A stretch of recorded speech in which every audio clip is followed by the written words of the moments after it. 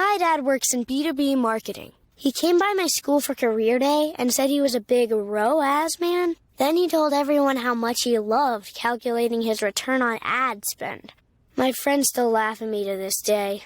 Not everyone gets B2B, but with LinkedIn, you'll be able to reach people who do. Get a $100 credit on your next ad campaign. Go to linkedin.com/results to claim your credit. That's linkedin.com/results. Terms and conditions apply. LinkedIn, the place to be, to be.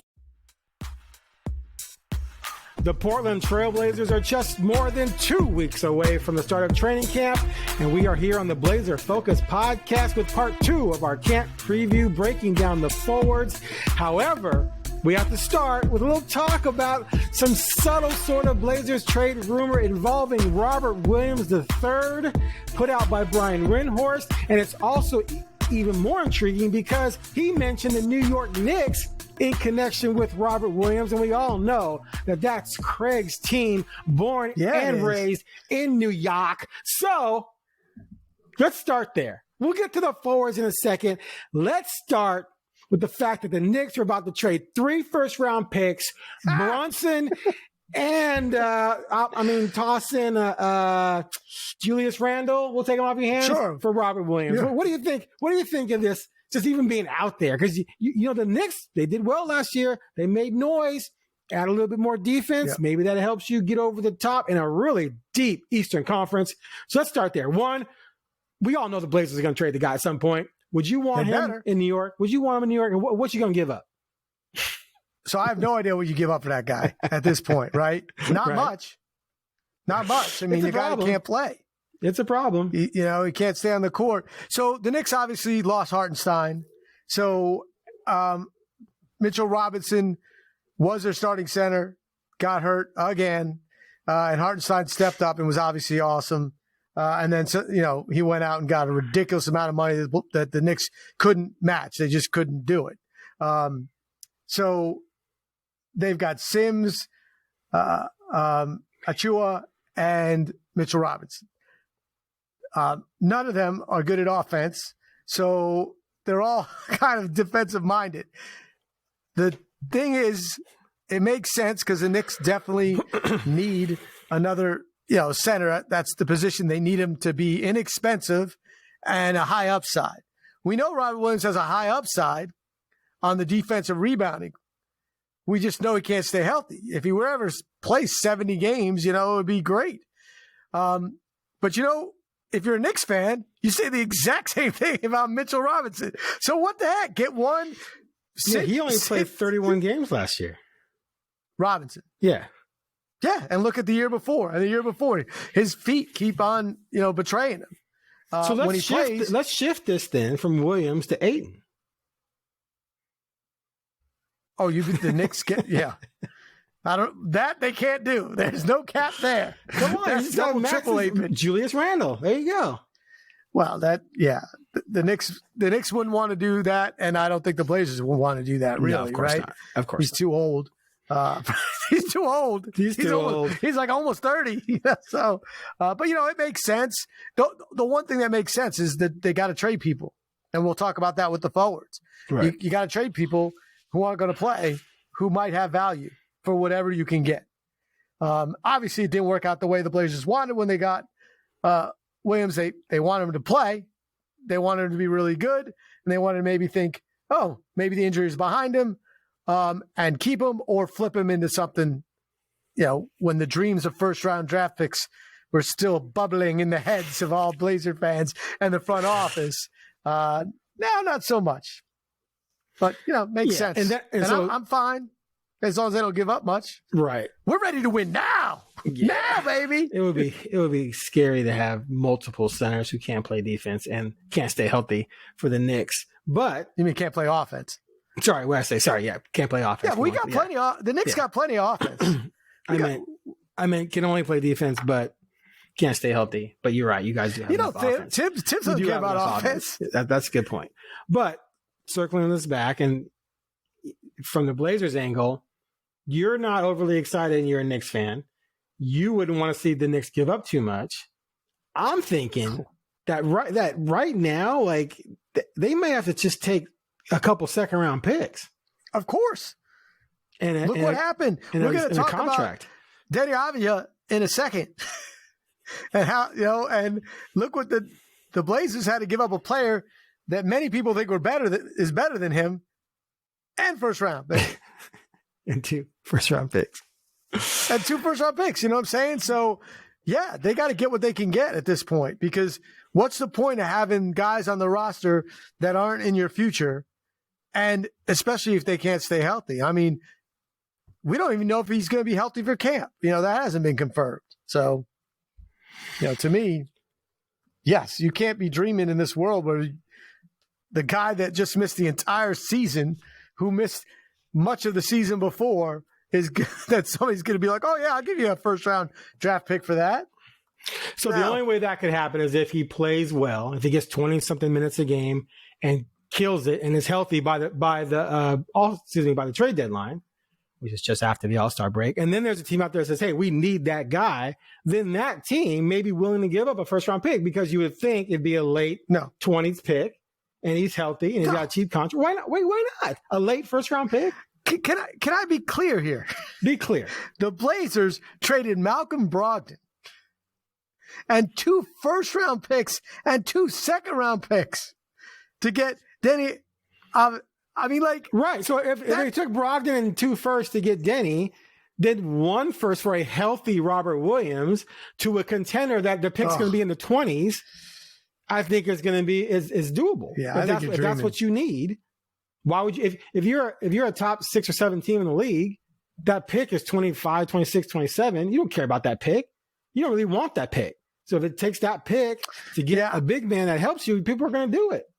You're scratching your head like that's never happened in the history of the NBA. It happens all the time. It has happened. Right. But this the new salary cap and he's got a cheap contract. A contender would do it.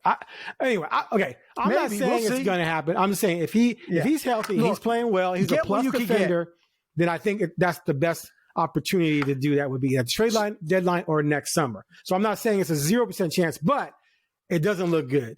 But he's not going to play. Okay, that's a problem. That would be a problem. Not because it's just the injury, but the Blazers roster don't have a place for him to play. No. He does, they drafted the number 7 guy to do. I know, but I think they'd make sure Williams got minutes so they could try and move him. I don't think you're going to stick him on the bench and play 6-7 minutes and then try and move him. I don't think you're going to, because I think you're going to do everything. If he's healthy enough to play, he's either going to be traded before the regular season starts or real quick. Because it doesn't make any sense to give him minutes over Klingon. Doesn't. Yeah, it does. If you're trying to move him, it does. Whoever wins the job in training camp. Yeah, I guess, but I'm begging. I know it's all ridiculous. It seems a weird way to do it, but I know it's ridiculous. Let's get to the forwards. There's not enough minutes to go around at the center position. You can't play any of them at the 4. I mean, I think you can carve out some minutes for them, but at the end of the day, I think they're going to have to end up taking second-round picks for them. I think it's a fantasy they're going to get anything else. All right, the 4 position. We came back to agreement last week. I'm just playing. See what he does, people. I'm playing devil's advocate.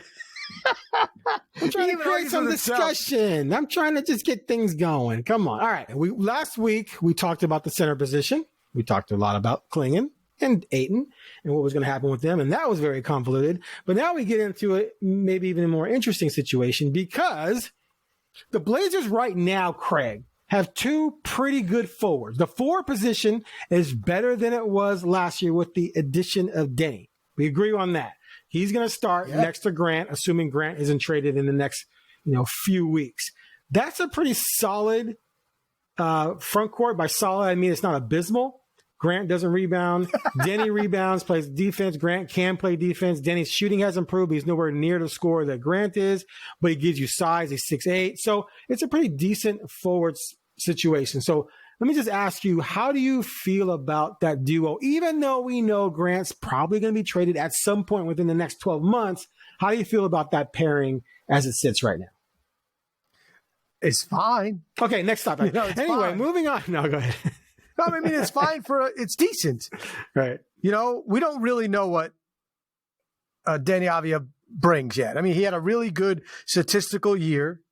And then the team that's kind of rebuilding traded him. You know what I mean? Like for 2 firsts and a vet that they're going to trade probably. So that makes you go, huh. But he fits. He's, 23, right? He's 23. He scored quite a bit. 23, yeah. Yeah, he can rebound better than, we know that even Fentress has given up on the fact that Grant's going to be a real solid rebounder. But yeah, I mean, we just can't ignore the fact that Grant doesn't fit.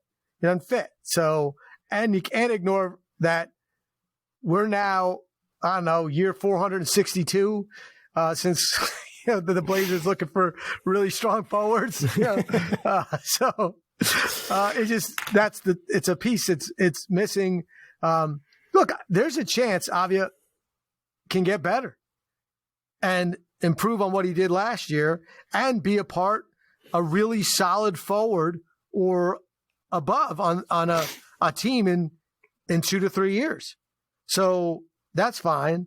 Grant's not going to be here when this team's good. So they paid him a lot of money, to stay. And so he says all the right things, right? But they didn't play him. He got hurt. He got hurt, enough to not play down the stretch so they could lose some games at times. And at some point, I think he's not a guy that disrupts, but he's got to be talking to his agent and go, hey, man, I don't have a lot of years left. And I've been on some really bad teams in my career. I came here to play with the guy who's playing for the Bucks. I came here to try to win a title. This team is not going to do that. So can I get out of here? Can we do that? And the Blazers are going to want to do that too. I mean, there's no reason for them to have him.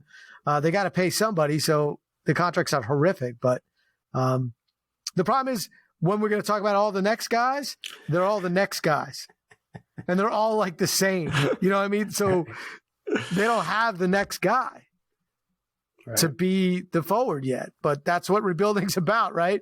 They're trying to rebuild the backcourt after they imploded a very, very good one. But yeah, there's a lot of guys that could be playing when Grant is not. And if Grant gets traded, you hope it sets them up to either have another pick to get that guy in the draft, or that, I just don't, at this point, I don't know if you're able to, in a trade, pick up that, potential all-star forward with what you have. Allow me to take this to baseball. Jerami Grant, to me right now, at this point in his career, and the fact that he doesn't rebound, is a guy, you get a guy he's going to hit 275. He's going to have a 340 on base. He plays a solid outfield, not great, not Gold Glove, but he's not dropping balls. He's got a decent arm. You plug him into the lineup, you bat him 7th, 8th, and he's productive. And the fans love him. He hits 12 to 18 homers. Yeah, I'll even give him 18 home runs. I'll even give him 80 RBIs. Like, he's good. Oh, wow. He's good. Okay. But he's not carrying you. He's not the guy. And then Deni comes in, and Deni's just a little bit less, right? He's more like 260 with 12 to 15 home runs and decent glove, and you can play him multiple. He's a platoon guy. You can play him multiple, right? That's how I see these guys. They're good, but neither one of them moves the needle toward being anchors on a winner. They could be great complementary pieces. I think on a top 8 team in the league, Deni's coming off the bench. I think there's some top 8 teams Grant could start for, but I think, like I said, Deni's coming off the bench. And that's just sort of what they are. And they're nice additions, but to me, it's just they're placeholders until we get to where the Blazers really want to go. So I'm going to transition from that into the guys on the roster, like I have here. Then we have a bunch of dudes: Kamara, Walker, Murray, Repair, Minaya, Banton can play some small forward.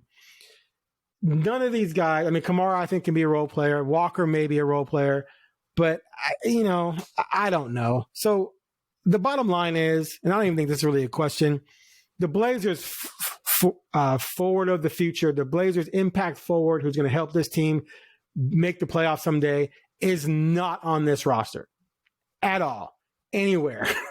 And so unless Sharp plays the 3. And I don't think he can get away with playing the 3, really. So it's just sort of this wasteland of dudes where literally none of them I have penciled in as being in an 8 or 9 man rotation when this team makes the true playoffs. Not squeaks into the play-in down the line, but makes the playoffs. And so I'm not excited at all about anyone. There's not one guy where I'm like, man, let's see how this develops. Let's see where this goes. Yeah. It's just not a thing.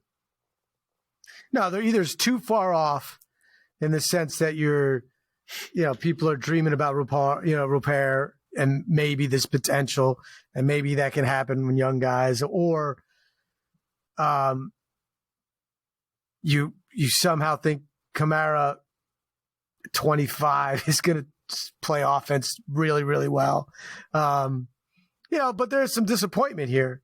I mean, Chris Murray's still a first-round draft pick, right? So what do you do with that? And what do you do when you have guys that they're not even like, you don't even have the shooter in this group. The guy that, he could shoot. So when we need points, we bring him in. The Blazers have had that position quite a bit, right? Where that's the 3-point guy. James Jones, he could play. He wouldn't play for 8 games, and then Terry, would be like, "Oh, we need some threes here," and then bam, he'd come in, he'd score 16. You know what I mean? Like right. hit 4 or 5 from 3. They don't have shooters, so these guys are not that helpful, because that's the one thing in this league is if you can shoot threes at 42% and above, you play in this league, even if you can't do anything else. You're shooting 42. You're starting at least 37, right. 38. I'm just saying, like, I'm talking about in limited time. Gotcha. But right. That's fine. 30. Right. I'm just saying, like, if you can shoot the ball, well above 35%, around 40, you're playing in this league, right. Even if you can't do anything else. Especially if you're 6'7", 6'8".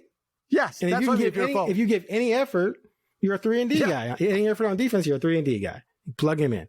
Yeah. And there's guys that are just 3 in this league now. I mean, the Celtics won a title with, guys doing that, So, but, they don't have that. So these guys are almost like, who cares who plays? It's a crazy group because they all have a trait that's nice, but none of them have the shooting trait. And you can't bring guys off the bench who can't shoot. Right. It's just they're not, none of them. I mean, Kamara, at least like, okay, that guy could be your defensive specialist. Like I even think that's overrated. Because he's not stopping. But the rest of them. Kamara can make some defensive plays. I don't know what they bring. Can you hear me? Did I lose you? Yeah, now I can. Okay. You froze for a second, but you're back. Gotcha. Anyway, what I was saying was Kamara can make some nice defensive plays, but we never saw him shut anyone down. We didn't see him really disrupt a really good player for any length of time. I mean, it was kind of the games they played didn't present that. So you have to believe a little bit about what they talk about, what other players and coaches talk about. I'm just saying they weren't in play. That matters in a playoff game. That matters in a game. They didn't play any games that matter. It's overblown on a team that's bad and you're fishing for hope. Sure. Oh, he has this defensive trait. He can do blah, blah. I watched good guys around the league were not afraid of Toumani Kamara. They lit him up like he was a rookie. He's got some traits, but again, it's not like he was some lockdown plus defender. No. So that's even overblown. Murray's supposed to be a jack of all trades guy, but he had a horrible summer league. Very disappointing. He should have lit summer league up, and he was a virtual no-show. Rupert, I mean, he's a kid. He's 20. Who knows what he'll be in 3 or 4 years. That's what I'm saying. There's a chance. I mean, there's a small chance, but we've seen this before. I mean, just in the last 4 or 5 years, the number of young players who have come in through this program, through this system. It's just, oh, it's got potential, and then they're gone. And they're just moved along. They still got your guy. Keon Johnson, Trendon Watford. Was it Trendon? Yeah, Trendon Watford. I was Nasir Little, Eubanks was a little older, but he was a nice guy. But now he's gone. Like, they're just Greg Brown, right? They're just cycling through, and that's what I see this group. So for me, this group is perfect though for tanking, because you can give guys you can give guys minutes, can play a lot, you can give guys minutes, and they are going to analytically help you lose ball games. Yeah. That's kind of mean. No, I mean, that's what they're there for. And that's why Grant's got to go. Because he's the one who might accidentally win a game or two. Well, he can't afford to stink. Because they got to move him. Because got to get moved. Yeah. And he can't look like he's done. And also, he's a professional athlete. When he tries hard, he's good. These other guys try hard. They're not that good. I mean, they try hard. The effort's there. I mean, Jabari Walker, I love his intensity. He's undersized. He plays hard. And on a good team, he might have 12-minute games that help you win. But on this team, he's out there every once in a while shooting a three, and you're like, oh, no. But he's like, why not? So yeah, I that's why you've got to move Grant. If your goal is to lose, to get a top, 5 pick, you got to move guys that are going to be good, mediocre to good, or just sit him down. Or just sit him down. He sat down 28 games last year. You can only sit people, so many people. Like, you got to play. Have you not watched this team the last few years? Their injury list the last 2 months of the season is like this. Agreed. I know. But like, at some point in time, like Grant, Grant's going to be like, enough, man. What is the point here? Nah, Grant's chilling. I gotta go. Okay, so he makes some money whether he plays for the Blazers or a winner. Sure. What can they get for him? That, to me, what you talked about with Williams, there's a better chance there. Just one. If he goes out and maybe, if you're lucky for a team that's got multiple firsts or who's potentially. The problem is the forward position in the NBA, like, it's super important now, big forwards who can score. Like, that's, you look at the best teams, they got guys there. So Grant, I don't see Grant being a starter so much, on a contender. So it's got to be a contender that maybe gets an injury. And needs a guy that can fit, because he can fit on any roster,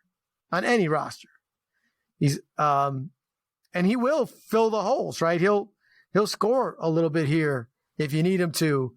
He'll play defense. He's not a guy that, with the Blazers, he's had the ball more than almost any other time, but he understands, I think, this time in his career that he's not going to be a guy on a top team where they're going to ask him to score 25 points a game.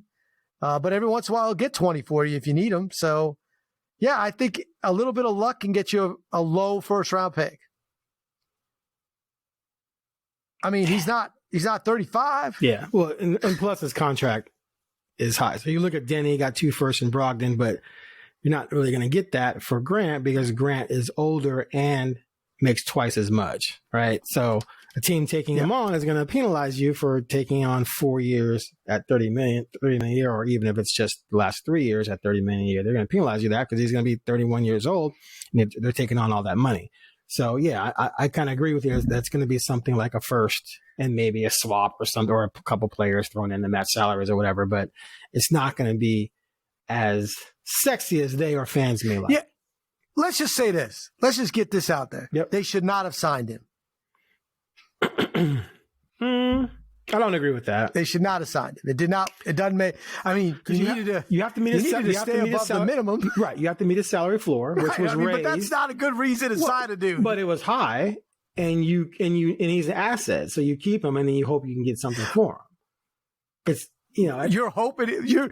What I'm saying is, what you're saying is, you're hoping that there's some perfect situation there where he pulls you a low first-round pick. But whatever you get for him is more than you get for him if you let him go, and then you just fill in the roster with two guys making 15 to meet the salary I get it, floor. but it's also easier to two guys making 15 that were decent would be easier to move to get one.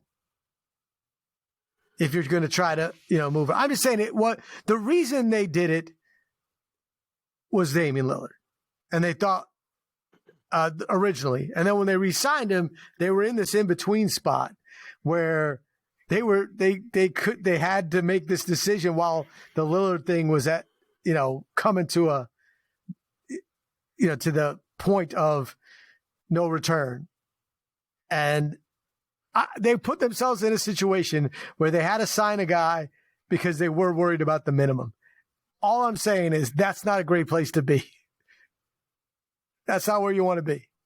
It's not great because here we are. There's nothing great about anything that's happened.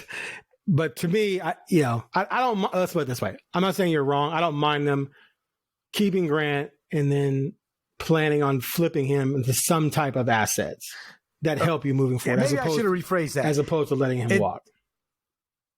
The circumstances that came, that led to him being signed were not perfect. Very true. None of the decisions were great. Very true.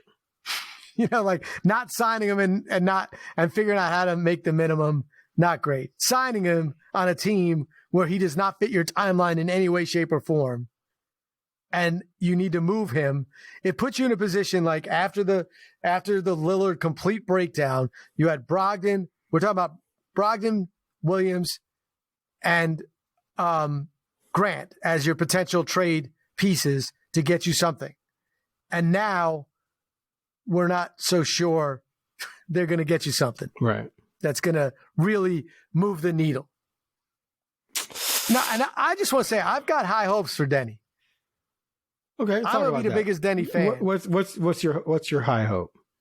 What's realistic? So my high hopes are that you got a guy who's 23 years old, who's coming off a good year on a bad team where he had obviously a lot of volume. So stats, as we always say, my favorite thing to say, you're going to score 100. Somebody got to get 20, right? So, and he was that guy a lot, but he got better. He made a jump, and there, so I'm saying, like, to me, that trade, it's disappointing that Brogdon you weren't able to get rid of him in a situation where you got the first round draft pick for exactly what you hoped. You just described situations for Grant and Williams, and it didn't happen. But there are those situations. 23 is not too old to suddenly, find a new gear. 25, after you've been in the league for 5 years, that to me is harder. So I'm just saying I have some hope that you'll be like, oh, okay. I didn't know that because I don't watch a lot of Wizards games because they stink. And nobody, and I don't live in Washington. So I'm just saying I'm not going to dismiss him as a nothing, or nothing yet. I'm going to hope that he's something. I don't think he's going to be an all-star, but he might be a guy that could be a starter, the fourth best starter on your team. Okay. A good team. A good team. I'll give you the potential there. I'll always come back to Lowry. Lowry Markkanen is a great example of someone blossoming after 25, right? Two teams wrote him off. Boom, he blossoms into an all-star. And sometimes you watch him, you're like, how did they give up on him? Well, because he wasn't nearly that good when he was in Chicago or Cleveland. So there's always that possibility. I just think, he ends up maybe being your fifth best player. I think you're in great shape. If he's your fourth, a little scary for me. I haven't seen the proof of that yet. Like, his 3-point shooting went to 37%, but that's on 3 attempts per game. And a lot of that's from the corner. I think he shot ridiculously from one particular corner, like 40 some odd percent. And it was only like 33, 34% from atop the arc and around up there. So, that's a little problematic. But, if down the line, you got Scoot, Shaden, Deni, Cooper Flag, Klingon, you know what I'm saying? And then Klingon develops. You were supposed to laugh when I said Cooper Flag. I said that for you. Well, and Cooper Flag I just love how you just slip it in. Side note, I'm driving down the street and it hit me like a ton of bricks. My comp for Cooper Flag. And this is based on just, I did watch half of a high school or AAU game online. I did watch some of the clips from the USA stuff, and I'm going to watch him at Duke this year because we may be covering him next year. My comp, this is the perfect comp for him. Grant Hill. There you go. Wow. Grant Hill. Let me just say something. Some people, I think younger people, I hate pulling we're old, but people in their like 20s that know about Grant Hill, they don't know how good Grant Hill, he was great when he played. Injuries just slowed him. Yep. He was going to be one of the all-time greats. Grant Hill and Penny, two of the players from the 90s that had their careers wrecked by injuries. But the thing I like, Grant, he was so good, did everything. Right, and exactly. So smooth. So if he could be Grant Hill, holy crap. He was a 21, 7-7 guy who could at any moment could have been 25. He just wasn't. He just didn't necessarily call for that the way they were playing. But he did have 1 year average 26. Always shot well. Not much of a 3-point shooter, but back then that wasn't necessarily a different world. But career 31.4. Had he grown up in the 3-point era where you did that, yeah, he gets up in the high 30s. I think everyone from back then would if they grew up shooting threes all the time. But yeah, that's just sort of where I remember him. So if Scoot becomes the next D Rose and Sharp is Devin Booker and you get Grant Hill and Deni is your fifth player next to Klingon, what's the comp for Klingon? A poor man's Porzingis? What is he? Anyway, then boom, you're rolling. D Rose, Booker, and Grant Hill win titles. Yeah, I'm just saying not multiple titles. That's crazy. That's the fantasy. That's the fantasy, right? That's what you're hoping for. Oh, that's what dreams are made of. All right. I could play center on that team and they can win a title. Okay, I don't know about that. You can maybe play back a point guard. You're talking about a healthy Derrick Rose. You can play back a point Derrick guard. Rose is... If you're a center, I'm going inside all day, and my center is going to average 80. Go ahead. Healthy Derrick Rose is an MVP and a Hall of Famer. Devin Booker's been healthy mostly. He's an all-star, perennial, borderline superstar. Yeah. And Grant Hill healthy is one of the greatest of all time.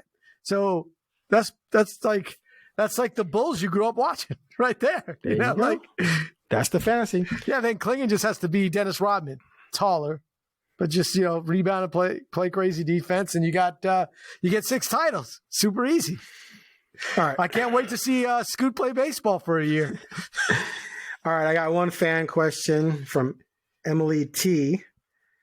She asks, with the current state of the franchise going into an upcoming season that's not anticipated to be very interesting, do fans have anything to look forward to beyond the 2025 lottery, specifically in terms of player movement, development, and acquisitions? What are you most looking forward to? I want to see happen? Scoot get better. I want to see Sharp. So development of those two guards. That's all it is, right? Isn't that it? That's it. That's it. And then what you get for Anthony and Grant.